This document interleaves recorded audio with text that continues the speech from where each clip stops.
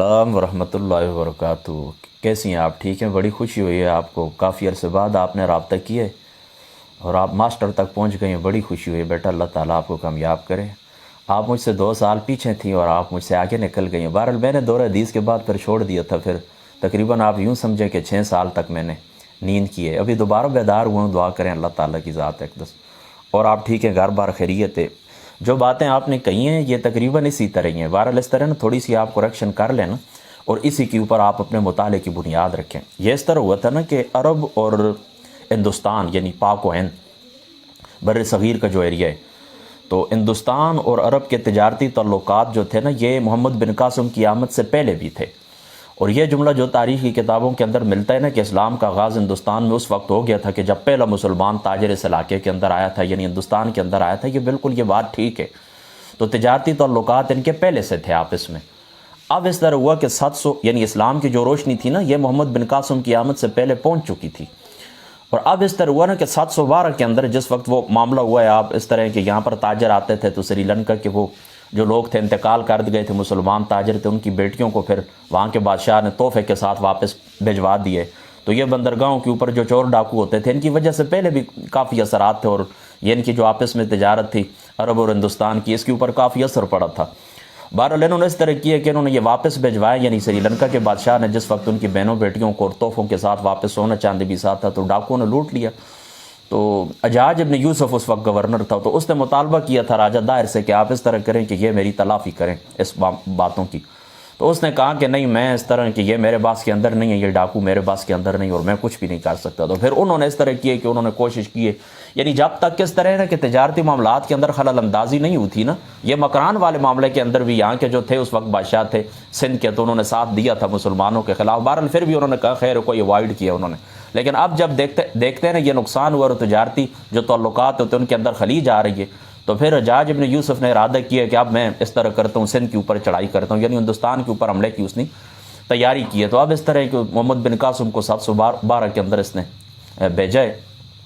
بہرحال اس وقت اس طرح کہ پھر یہاں پر جو مسلمان تھے، مطلب قافلے کے ساتھ آئے تھے، وہ یہاں پر بسیں، یہاں کی آبادیوں کے ساتھ ان کے تعلقات بنے، تو اس طرح کے ایک اسلام کا باضابطہ طور کے اوپر یہاں پر آغاز ہوا ہے۔ لیکن پھر بھی اس کے بعد بھی یعنی 300 سال بعد بھی یہ اسی طرح معاملات چلتے رہے۔ پھر 10ویں صدی کے اندر آ کر جو تھا اس کا زمانہ سلطان محمود غزنوی کا اور شہاب الدین غوری کا، انہوں نے بھی ہندوستان کے اوپر پے در پے انہوں نے بھی حملے کیے ہیں۔ بہرحال پھر بھی اسلامی جو حکومت تھی وہ قائم نہیں ہوئی ہے۔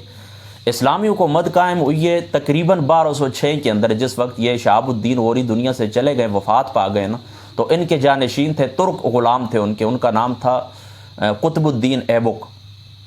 تو یہ اس طرح کہ قطب الدین ایبک جو تاریخ کے اندر یہ سلاطین دہلی کے جو نام آتے ہیں نا، تو سلاطین دہلی کے یہ پہلے بادشاہ تھے، اسلامی بادشاہ تھے قطب الدین ایبک، یہ جو پھر وہ پولو کھیلتے ہوئے جو گر کر شہید ہو گئے تھے۔ تو یہ باقاعدہ سلاطین دہلی کا زمانہ تھا، یہاں سے آغاز ہوتا ہے۔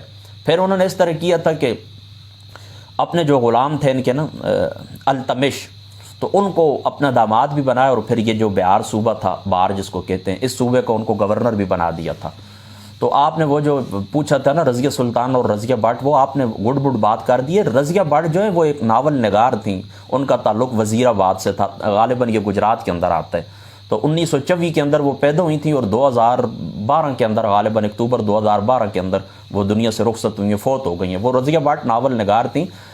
رضیہ سلطانہ جو تھیں تو پھر اس کے بعد جو بادشاہ بنے تھے، یعنی قطب الدین ایبک کے بیٹے کو ہٹا کر نا، تو یہ خود بیٹھ گئے تھے التمش۔ یہ التتمش بھی آتا ہے، لیکن میری جو اپنی ذاتی وہ رائے وہ یہی ہے کہ التمش کا لفظ ٹھیک ہے۔ تو التمش یہ بادشاہ بنے تھے، ان کی بیٹی تھی رضیہ سلطانہ، یہ بات آپ نے یاد رکھنی ہے۔ بہرحال سادی سی بات یہی ہے کہ 1206 سے لے کر پھر اس طرح کہ ان کا جو سلاطین دہلی کا جو آخری بادشاہ تھا تو وہ تھا ابراہیم لودھی، ان کو پھر ظہیر الدین بابر صاحب نے شکست دی تھی، اور ظہیر الدین بابر کے بعد پھر یہاں مغلیہ حکومت جو ہے وہ قائم ہو گئی ہے۔ تو اب مغلیہ حکومت کا جو دور تھا یہ تقریباً اورنگزیب عالمگیر کا جو زمانہ تھا، اس کے بعد یہ چراغ سیری کی طرح ہی تھے، لیکن بہرحال پھر بھی حکومت انہی کی تھی، مغلیہ حکومت پھر بھی قائم تھی، گو کہ بہت کمزور ہو گئی تھی، اور طوائف الملوکی کا سارا زمانہ تھا، اور یہ آپس میں بھی بھائی ایک دوسرے کے ساتھ اور والد بیٹے کے ساتھ، اور ان کی لڑائیاں یہ مغلیہ کی آپ جس وقت تاریخ پھر پڑھیں گی آگے جا کر تو آپ کو معلوم ہوگا۔ تو اس طرح ہوا ہے کہ پھر یہ معاملات اسی طرح ہو گئے تھے، ان کی حکومت انتہائی کمزور ہو گئی تھی، تو پھر 1857 تک پھر معاملات چلتے رہے۔ پھر 1857 میں آپ کو پتہ ہے کہ پھر کمپنی کی باضابطہ حکومت قائم ہو گئی ہے۔ پھر اس کے بعد اس طرح ہوا ہے کہ 47 تک کا پھر جو زمانہ ہے پارٹیشن کا زمانہ ہے، پھر آپ نے دیکھا ہے کہ انہوں نے متحد ہو کر پھر کوشش کی، حضرت اقبال صاحب رحمۃ اللہ تعالیٰ علیہ، آپ کو مصور پاکستان کہا جاتا ہے، حضرت قائد اعظم محمد علی جناح صاحب رحمۃ اللہ تعالیٰ علیہ، آپ نے پھر وہ بقول ڈاکٹر اسرار صاحب کے آپ پھر آخری 10 سالوں میں پاکستان کی قوالی گاتے رہے۔ تو آپ نے دیکھ لیا تھا کانگریس کے اندر رہ کر بھی حضرت محمد علی جناح صاحب رحمۃ اللہ تعالیٰ علیہ، آپ نے سارے معاملات دیکھ لیے تھے۔ باقی آپ نے یہ جو کہتی ہیں قائد اعظم صاحب کا مسلک، قائد اعظم صاحب کا مسلک اس طرح ہے کہ کچھ روایات ایسی بھی ہیں کہ آپ مسلکن اہل تشیع تھے۔ بہرحال اس طرح کے صابر بخاری صاحب ہمارے اٹک کے ساتھ ہی ان کا تعلق ہے، ان کی ایک کتاب ہے قائد اعظم کا مسلک، اس میں انہوں نے بڑے اچھے انداز کے اندر یہ بات ثابت کی ہے کہ نہیں، حضرت قائد اعظم صاحب کے آباء و اجداد کا تعلق، آپ کا تعلق مسلک اہل تشیع کے ساتھ نہیں تھا، آپ صحیح پکے انفی مسلمان تھے۔ وہ کتاب آپ پڑھیں، وہ ہے تقریباً 400-500 صفحات کی، میں نے 8-9 سال پہلے پڑھی تھی، پھر کسی دوست کو میں نے بطور تحفہ وہ کتاب دے دی تھی، وہ کتاب آپ پڑھیں۔ تو قائد اعظم مسلکن سنی ہی تھے۔ بارہ روایات ملتی ہیں، اس سے مجھے انکار نہیں ہے، تاریخ ہے دیکھیں کوئی اس طرح کے۔ تو باقی آخری جو آپ نے پوچھا تھا، یہ اس طرح ہوا ہے نا کہ دہلی کو پھر اس طرح کے ایک مرکزی حیثیت حاصل ہو گئی، تو اس کی وجہ یہ تھی کہ یہ جو ایشیا کا ایریا تھا نا، یعنی مغربی ایشیا آپ کہہ لیں، کیا یہ مرکز، یہ سارے تباہ ہو گئے تھے، اور ان کے اندر 1258 کے اندر منگولوں کے ہاتھ جو تباہی ہوئی تھی بغداد کی، اور جس کو سقوط بغداد کہا جاتا ہے۔ اس کے بعد ظاہری سی بات ہے پھر مسلمانوں کے جو بڑے مراکز تھے وہ ایشیا کے اندر جس وقت وہ ختم ہو گئے تھے، تو اب لازمی سی بات ہے کہ پھر اس طرح کے دہلی کو ایک مرکزی حیثیت حاصل ہو گئی تھی۔ تو یہ ایک بڑی مسلم قوت کا ایک بہت بڑا مرکز بن گیا تھا، اور پھر ارباب و علم و دانش، ارباب فکر و دانش اور پڑھے لکھے لوگ یہاں پر آتے رہے، اور یہ بلبن جو سلطان تھا یہ بڑا قدردان تھا۔ اس کے علاوہ علاء الدین خلجی یہ بھی بڑے قدردان تھے، محمد بن تغلق، فیروز شاہ، یہ سارے یوں سمجھیں کہ آپ نے علم کی سرپرستی کی ہے۔ بہرحال میں نے آپ کو بتا دیا نا کہ 1526 کے اندر جس وقت ابراہیم جو تھا نا، ابراہیم لودھی، وہ آخری بادشاہ تھا، اس کے اوپر جس وقت انہوں نے حملہ کر دیا تھا ظہیر الدین بابر صاحب نے، تو پھر وہ ان کی حکومت ختم ہو گئی تھی۔ بہرحال یہ جو ثقافت انہوں نے قائم کی تھی نا، یعنی سلاطین دہلی نے، اسی ثقافت کے اوپر سلاطین دہلی کی جو چھوڑی ہوئی ثقافت تھی، ان کی جو علمی زندگی تھی، تو اسی کے اوپر پھر مغلیہ سلطنت کی جو وہ کیا کہتے ہیں کہ حکومت تھی، تو سلطنت ان کی جو مغلیہ سلطنت تھی، یوں سمجھیں کہ پھر انہوں نے اسی بنیاد کے اوپر، یعنی سلاطین دہلی کی بنیاد کے اوپر آگے پھر انہوں نے بہت بڑی عظیم الشان عمارت جو ہے قائم کی۔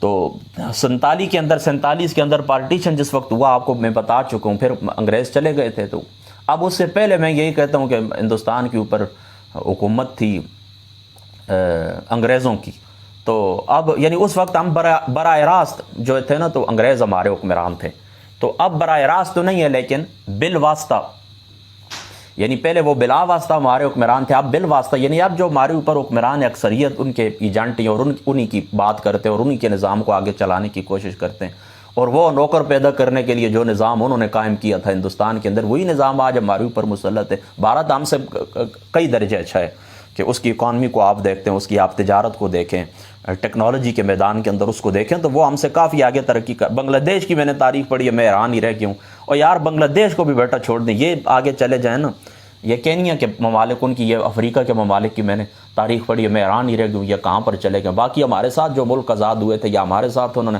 سٹرگل شروع کی تھی، یعنی 47 کے زمانے میں 46، 45 یا 49 تک آ جائیں، ان کی آپ اکانومی آپ دیکھیں اور ہمیں دیکھ لیں۔ بس یہ بہرحال بیٹی اللہ تعالیٰ آپ کو خوش رکھے، آباد رکھے، تو ٹھیک ہے انشاءاللہ تعالیٰ زندگی رہی تو باقی کچھ بات ہوئی ہے، میں نے جو آپ نے پوچھا ہے مختصراً میں نے عرض کر دیا، کوئی بات ہوئی ہے تو وہ آپ کہہ دینا انشاءاللہ تعالیٰ۔ اللہ تعالیٰ آپ کو بیٹا سلامت رکھے۔ السلام علیکم ورحمۃ اللہ وبرکاتہ۔ السلام ورحمۃ اللہ وبرکاتہ، کیسی ہیں آپ؟ ٹھیک ہیں؟ بڑی خوشی ہوئی ہے آپ کو، کافی عرصے بعد آپ نے رابطہ کیا ہے اور آپ ماسٹر تک پہنچ گئی ہیں، بڑی خوشی ہوئی ہے بیٹا، اللہ تعالیٰ آپ کو کامیاب کرے۔ آپ مجھ سے 2 سال پیچھے تھیں اور آپ مجھ سے آگے نکل گئی ہیں۔ بہرحال میں نے دور حدیث کے بعد پھر چھوڑ دیا تھا، پھر تقریباً آپ یوں سمجھیں کہ 6 سال تک میں نے نیند کی ہے، ابھی دوبارہ بیدار ہوا ہوں، دعا کریں اللہ تعالیٰ کی ذات اقدس۔ اور آپ ٹھیک ہیں؟ گھر بار خیریت ہے؟ جو باتیں آپ نے کہی ہیں یہ تقریباً اسی طرح ہی ہیں، بہرحال اس طرح نا تھوڑی سی آپ کریکشن کر لینا، اور اسی کے اوپر آپ اپنے مطالعے کی بنیاد رکھیں۔ یہ اس طرح ہوا تھا نا کہ عرب اور ہندوستان یعنی پاک و ہند بر صغیر کا جو ایریا ہے، تو ہندوستان اور عرب کے تجارتی تعلقات جو تھے نا، یہ محمد بن قاسم کی آمد سے پہلے بھی تھے۔ اور یہ جملہ جو تاریخی کتابوں کے اندر ملتا ہے نا کہ اسلام کا آغاز ہندوستان میں اس وقت ہو گیا تھا کہ جب پہلا مسلمان تاجر اس علاقے کے اندر آیا تھا، یعنی ہندوستان کے اندر آیا تھا، یہ بالکل یہ بات ٹھیک ہے۔ تو تجارتی تعلقات ان کے پہلے سے تھے آپس میں۔ اب اس طرح ہوا کہ 700 یعنی اسلام کی جو روشنی تھی نا، یہ محمد بن قاسم کی آمد سے پہلے پہنچ چکی تھی، اور اب اس طرح ہوا